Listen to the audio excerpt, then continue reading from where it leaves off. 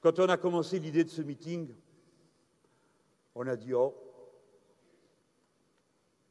les gens, l'espace, le numérique, la mer, la culture, la recherche, c'est pas sûr que ça les intéresse. » Je n'en crois pas un mot. Je crois que ça vous a intéressé.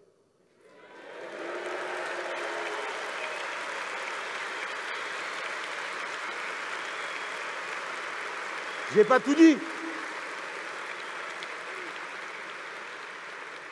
C'est comme un apéritif.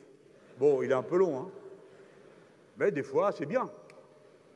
Pour se mettre en appétit de lire les livrets sur le numérique, sur la culture, sur l'école, je vous demande humblement de les lire.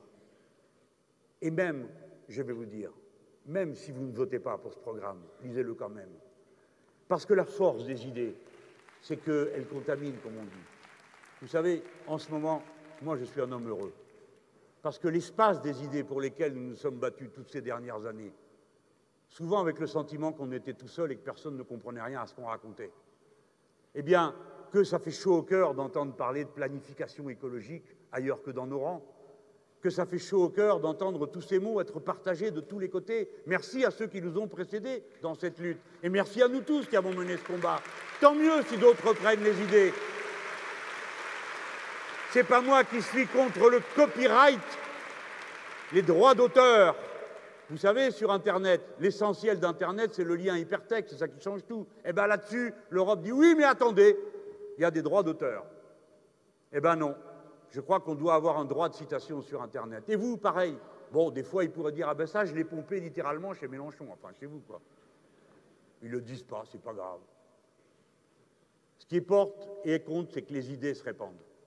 Parce que quand vous avez des idées comme celle-là, alors vous comprenez qu'on ne peut pas vivre dans un monde absurde, cruel et stupide, où 8 personnes possèdent autant que 50% du reste des êtres humains. Que c'est une aberration ridicule, obscène, immorale. S'enrichir est immoral. Voilà la morale que je vous propose de porter. Bien sûr, profiter de l'existence, être récompensé de ses mérites, mais à quoi bon ces fortunes qui s'empilent? Pourquoi faire ces milliards qu'une ou deux personnes possèdent? Qu'en tire-t-il? Rien, la bulle financière.